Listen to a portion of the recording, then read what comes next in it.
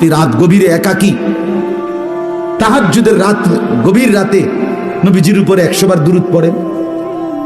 নবী সাল্লাল্লাহু আলাইহি সাল্লাম বলছেন, উম্মত প্রত্যেক শুক্রবারে আকসিরু আলাইয়াস সালাহ, তোমরা আমার উপরে বেশি বেশি দুরূদ পড়ো।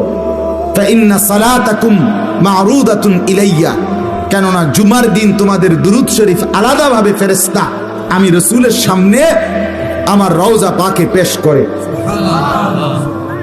সেই দুরূদ কি জিলাফি দুরূদ? কথা বলেন না কেন? তো তাইলে সেটা কোন দিন পড়বেন? সেটা কখন পড়বেন? নবী সাল্লাল্লাহু আলাইহি সাল্লাম বলেন, আমার যেই উম্মত প্রত্যেক শুক্রবার দিন আসরের পরে 80 বার একটি দুরূদ শরীফ পড়বে, আল্লাহুম্মা সাল্লি আলা সাইয়্যিদিনা মুহাম্মাদিন নাবিয়্যিল উম্মি ওয়া আলিহি ওয়া সাল্লিম তাসলিমা, এই দুরূদ শরীফটা আমার যেই উম্মত প্রত্যেক শুক্রবার দিন আসরের নামাজের পরে বৈশা পড়বে, রাসূল বলে আল্লাহ তাআলা তাকে 80 বছরের গুনাহ মাফ করে দিবে। এটা পড়বেন কোন দিন? এটা পড়বেন না, এটা পড়তেন না, এটা জিলাপি নাই, এটার লগে কি নাই? জিলাপি। এটার লগে খিচুড়ি নাই, এটা বলেন পড়বে না। রাসূলুল্লাহ সাল্লাল্লাহু আলাইহি ওয়াসাল্লামের সাহাবীরা মহব্বতে দুরূদ পড়তেন, সাথে কোনো কিছু পাওয়ার আশায় না। রাসূলুল্লাহর ভালোবাসা, নবীজির ভালোবাসা। অতএব ভেবে দেখেন বাপ, কথায় যদি একটু শক্তও হয়, আপনি আপনারটা ইনসাফের সাথে ভাবেন। আপনি যদি বলেন না আমি সব ঠিকঠাক মতো আমল করি, তো অসুবিধা কি? আমি তো আপনাকে বলছি না, কিন্তু আমরা আমাদের ছেলেদের দিকে তাকিয়ে দেখেন, আমাদের সমাজটা এতগুলো বাবা চাচা থাকতে, এত মাদ্রাসা মসজিদ চতুর্দিকে, কিন্তু আমাদের ছেলেগুলো দেখেন টোটালি 100টা ছেলের মধ্যে 99টা ছেলে হবে, আরো বেশি 100 হবে ছেলে নামাজ পড়েন। আহারে বাবা, তো এইভাবে একটা হলো যে কোনো মসজিদ নাই, কোনো মাদ্রাসা নাই, কোনো আজান হয় না, কোনো আল্লাহ খোদার নাম নাই, কোনো মাহফিল হয় না, কোনো নসিহত নাই, এই কারণে সব নষ্ট হয়ে গেছে। মানে ক্ষেতটার মধ্যে কোনো চাষ নাই, কোনো নাঙ্গল নাই, কোনো কীটনাশক দিছে না, কোনো রকম সার দিছে না, বেড়ায় কোনোদিন আইয়া কুদুর ফিরেও চাইছে না 3 মাসের মধ্যে। এই কারণে ধরে নিলাম এই ক্ষেতটা জঙ্গল দিয়া আগাছা দিয়া ভরে গেছে। এটা তো একটা যুক্তি আছে, কথা বলেন না কেন? কিন্তু চতুর্দিকে মসজিদ, চতুর্দিকে মাদ্রাসা, চতুর্দিকে আল্লাহর কোরআনের ওয়াজ নসিহত, তাহলে এত কিছুর পরে আমাদের এই এত বিপুল পরিমাণ সন্তান মুসলমান পরিচয়ধারী।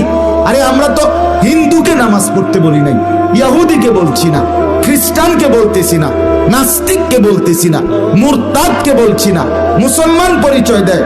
এই ছেলেটার ভোটার আইডি কার্ডে লেখা আছে ধর্ম ইসলাম, জন্ম নিবন্ধন সনদে লেখা আছে ধর্ম ইসলাম, পাসপোর্টের মধ্যে লেখা আছে ধর্ম ইসলাম। তাহলে এত জায়গায় ইসলাম লেখা, এই জানোয়ার নামাজ পড়ে না কেন? এই হাইওয়ান সেজদা দেয় না কেন? তার বাপ কোথায়? তার মা কোথায়?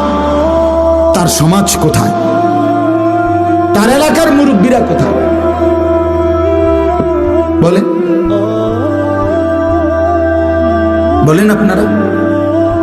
আশ্চর্য, আমাদের ছেড়ে দিছে সবাই। আমরা সমাজটা হাল ছেড়ে দিছি, সবাই মিলেমিশে যার যা মন চায় খাও দাও ফুর্তি করো।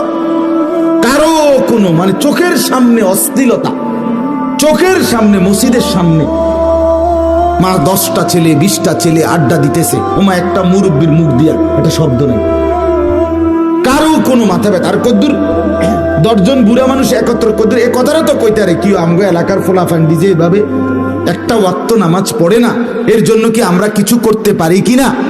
এই কদ্দুর কথাও তো মুখ দিয়ে কদ্দুর কইতে আরে, আমরা কোনো আলাপ নাই, শুধু বন বিড়ি চা, টেলিভিশনে বেডিতে নাচ চাওয়া, চা দোয়ানে বই বই গপ মারং ছাড়া, ফাঁকনা কথা ছাড়া আর কিছু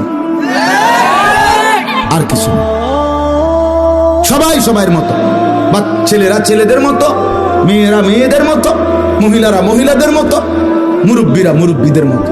আরে বাবা, তাইলে আমাদের 1 জন বক্তা, 2 জন বক্তা, 10 জন আমার শায়েখ আল্লামা মুফতি মুশতাকুর নবী কাসিমি হযরত সেদিন বলতেছে, মাওলানা আমরা বক্তা সারা দেশে মিল্লা কয়জন হইব কোন, নাহলে 100 জন, একটু পরিচিত মানুষের কাছে আসে যায় বেশি, এরকম নাহলে 100, নাহলে 200।